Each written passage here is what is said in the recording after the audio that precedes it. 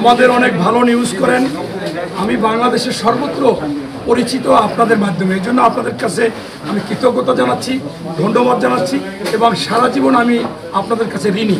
কিন্তু অত্যন্ত দুঃখজনক ব্যাপার যে ৬-৭ দিন আগে আমি এখানেই আমাদের বিএনপির স্থায়ী কমিটির মেম্বার মেজর হাফিজউদ্দিন আহমেদ সাহেবের সাথে প্রোগ্রাম করেছিলাম। সেই সময় আমি আবু তাহেরকে বলেছিলাম যে উনি নাকি পিআর শিক্ষা দিবে বিএনপিকে, অথচ ওনার একটা শিক্ষার ক্লাস আমি দেখেছি।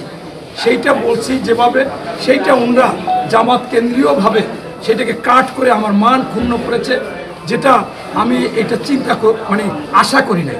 তাই আমি আপনাদেরকে আজকে যে কথাটা বলতে চাচ্ছি যে আপনারা আমাকে জিজ্ঞাসা করেছিলেন যে জামাতের নায়েবে আমির জনাব আবু তাহের সাহেব তিনি বিএনপিকে বলেছেন, বিশেষ করে স্থায়ী কমিটির সালাউদ্দিন সাহেবকে বলেছেন যে বিএনপি যদি পিআর না বোঝে তাহলে আসুন আমি ফ্রি ক্লাস নেব, শিক্ষক হিসাবে আমি শিক্ষা দিব।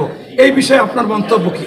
তখন আমি আপনাদেরকে বলেছিলাম যে দেখেন, উনি তো প্রথমেই পিআর ইসলামের দৃষ্টিতে শরিয়া মোতাবেক জায়েজ নাই, এই নাজায়েজ জিনিস নিয়ে ইসলামের কথা বলে, অথচ এইটা তো সঠিক না।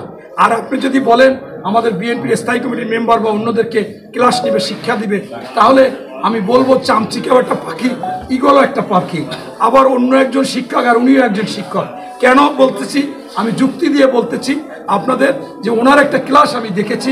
উনি যখন ওনার এলাকায় গিয়েছে শিবিরের বা জামাতের কর্মীদেরকে একটা কথা বলেছে, সেই কথাটা হচ্ছে যে আপনাদের নির্দেশ দিচ্ছি, আপনাদেরকে অনুরোধ করতেছি, আপনারা সবাই আমার আসনের অর্থাৎ আবু তাহের সাহেবের আসনের কর্মীরা আপনারা সকল ভোটারদের ঠ্যাং ধরবেন।